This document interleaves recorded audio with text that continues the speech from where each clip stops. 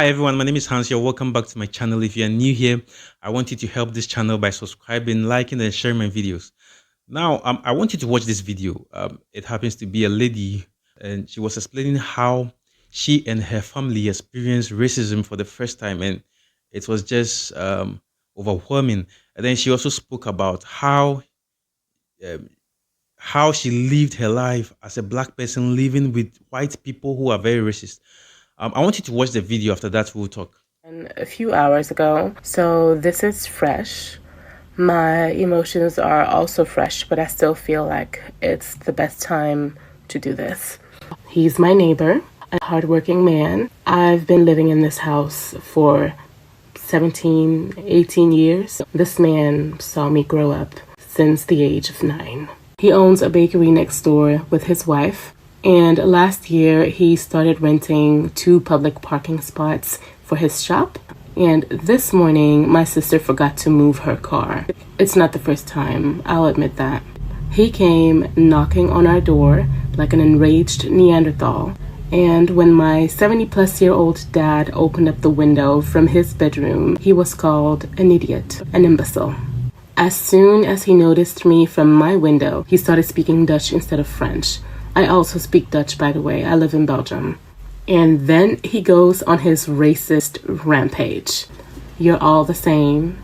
You can't integrate yourselves. This is why people hate you in this country. You guys sit here and do nothing. I have to live from my bakery. I'm a NICU nurse, by the way. I work night shifts, and he knows that. Europeans love to shit on Americans, but wait till you hear them talk about Africans. When my sister was standing in front of his door 5 minutes later, he started apologizing and even came and rang our doorbell again to apologize to my father. But that's not the point. When he was on this racist ramble, he looked like a demon. I could hear the 2 generations before him speak just as loud as he was standing there in front of me, his parents and his grandparents. This was his occasion to let it all out. The man I've known for years is nothing but a shell. All he needed was a little push. My parents haven't birthed a single jobless child. All of us have higher education degrees and we're a football team of kids. Literally. Yet, to him, we're all doing nothing while he has lived the life of the most hardworking man in the world. I'm the youngest of my family. I'm 27. I speak French and Dutch fluently, both of Belgium's official languages. I'm a nurse. I take care of babies. But that didn't matter. His perception of black people, which many people in Belgium share, by the way, never changed and probably never will. We are making it in society with borrowed kindness. That man went as far as saying his own customers feel bad that he has to live next to black people. He put his own customers on blast to make a point. I work twice as hard to be perceived as a nice person and a good nurse. Do you know the pressure of being a black nurse taking care of white babies in a predominantly white country where people fight for this to remain a tradition? One misunderstanding, one wrong move, one misinterpretation, and the burden of that situation will be carried on to the black community as a whole. Don't get me wrong, I pamper all my babies and all my moms. But white babies, especially when the parents speak Dutch, I pamper them with tweezers. I'm sorry, I might just need a moment, but I do all of this just to end up being called lazy, useless, and a waste of space because of a parking spot. I have to be extra sweet, gentle, and kind everywhere I go. Otherwise, it'll be these black women aren't feminine, they're always angry. This is my daily life. Talking to men in general already scares the shit out of me, but talking to a white man? What if he flips one day? If it's not him, who is it around him? How and by who was he raised? How were his friends raised? Who does his family vote for and why? What did they talk and joke about at family gatherings when I wasn't around yet? Don't worry, I know your fantastic, handsome, wonderful husband would never. But how do you take that leap of faith? My fear is real. I can't fathom the thought of being a minority in my own family, my own home, my own bedroom. What if he asks me for race play one day? Imagine being made uncomfortable at dinner around Christmas time and you're the only black person there. This sounds like my worst nightmare. I even turned down this adorable guy called Benjamin because what if I get stuck? There were other things, so please don't tell me to call him. I don't want my partner to have to fight for me or defend our love. I just want peace. I don't want to go through all these additional measures on top of my usual screening. I know people will say not to generalize, but frankly, I don't care. We're talking about my safety, my mental health, and my well-being. I come first. What you call reverse racism might end up with you having a bad day. Because of racial bias, I'm 4 times more likely to die in childbirth. I'm more likely to be misdiagnosed or have a delayed diagnosis. I'm more likely to be discriminated against when looking for employment. My children will probably inherit from my generational trauma. And on top of that, I might get killed. The fight that I'm in for women on this page is already hard enough. But my intersectionality makes that in my daily life, I have to struggle with the combined load of racism, sexism, misogyny, fat phobia, and on top of that, racial bias from other minorities, which doesn't even make sense to begin with. Sometimes I just need a break. I need a break. Wow. I think this story really got my attention, because I myself have experienced racism before. I used to work in one very huge hotel. And what happened was the hotel was I worked there for just 1 month, and then the hotel was sold to a different owners. The owners came, so they had to change some of the management. And so the HR, the human resource manager, was changed. And then the lady, I think from Philippines, also came. And then so when she took over the position, um, she said she was complaining about overstaffing or whatever. So they have to cut down the number of workers in the offices. So, ah, unfortunately, I was one of those who were removed. We were about 17 people, and everybody was black.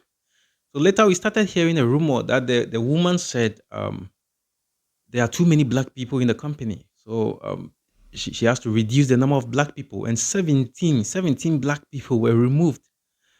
I mean, I was so sad. It is very devastating. I'm telling you, racism is not something we should be encouraging in our societies. You see, and you see, the Western countries they have a system which has been built to favor particular group of people.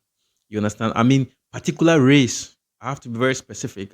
It favors a particular race, which I think it makes some of us who are of a different race very uncomfortable in such society. You heard the lady. I mean, it has changed because she's black among a lot of white people. It has changed her whole life. I mean, when she's doing something, she has to be extra careful. A normal white person will do everything normally. But because she is black, she has to be very careful because, I mean, everybody's eye is on her. People don't like her because of her color. And especially in the United States, I watched a video recently.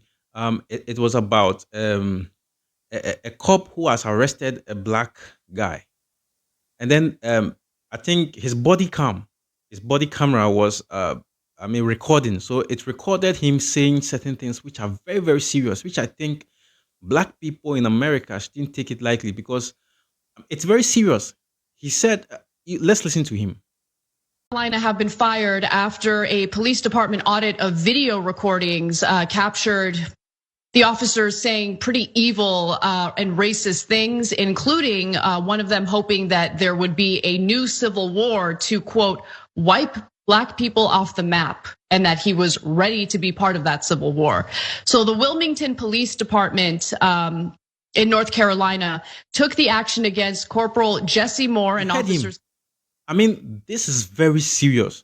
I mean, this person is walking around and he's not just an ordinary person. He's a cop who has a gun. And all he's thinking about is how there's going to be some kind of where they will have the opportunity to erase the black race. I mean, this is very serious. When I watched this video, I said, no, this is a very serious thing. And the thing is, you don't know how many white people have this kind of mind. You don't know how many people have it. I mean, they may be smiling with you, they may be moving around with you, but you don't know how many of them have this kind of mind waiting for the opportunity. I mean, it is serious. And I was watching the video. I was looking for this video everywhere. I couldn't find it. It was about a young lady in the United States, And then I think she has a little illness or so, sickness, or I don't know, it's a mental illness or something. I don't know. And this lady pulled a knife. She should be around 15, 14, 15 years. She pulled a knife, and he was like moving about, running around with the knife. I don't know whether she was chasing somebody or something because of her mental illness. So they called the police. When the police came, it was a white cop. He just pointed a gun at the lady. Immediately, he shot the lady 3 times dead. Just like that. I was looking for this video. I didn't want to talk about it because I didn't have the video, but I mean, it happened. I think some of you might have watched the video. It's very serious, and you are living in such a society. Now, when I watched that video, I said to myself, if this young lady happened to be a white kid, this cop will find a better way to disarm her instead of shooting and wasting her life. And you see, this is the society some people are living in. So it is very clear that black people are disadvantaged in the West. But you see, there is a place where black people fit in. There's a place where black people are accepted. There's a place where black people can live and be happy without even thinking about their color. And that's the place of Africa. You see, the West may be very beautiful, the West may be developed and all that, but you are not accepted. Africa is not very developed. Africa doesn't look so good, but that's where you fit in. So my case is that black people can come together. We can build Africa and make Africa our home, a place where we are the majority. We can make Africa the best place when we come together. That is why I always emphasize on black people all around the world, or especially African Americans, moving back to Africa and help build the continent for black people to live in. And you see, whatever effort you do or whatever effort you make towards this goal, you are doing to ease the workload on the next generation, because we can't do everything now, but we can lay the foundation for the next generation to come and build the real black continent, which is Africa. Now let's talk about what's going on in the US. As usual, racism and gun terror are in the headlines. This is a story coming out of Kansas City in the state of Missouri. The latest sordid tale features a boy, a 16-year-old black boy. His name is Ralph Yarl, and he was shot in the head. Do you know what his crime was? He rang the wrong doorbell, that's all. He was shot in the head because he rang the wrong doorbell. He was going to pick up his siblings. He accidentally went to the wrong house. Inside was an 84-year-old white man who decided to shoot first and ask questions later. And it gets worse. After the teenager went down, the homeowner shot him again, just to be sure, apparently. And there isn't any real defense of this old man's actions. The gun was fired from behind his door. The teenager had not entered the residence. This has resulted in widespread public anger, as it should. Celebrities have spoken out. Even Vice President Kamala Harris has condemned the incident. And here's what the police said when it happened. On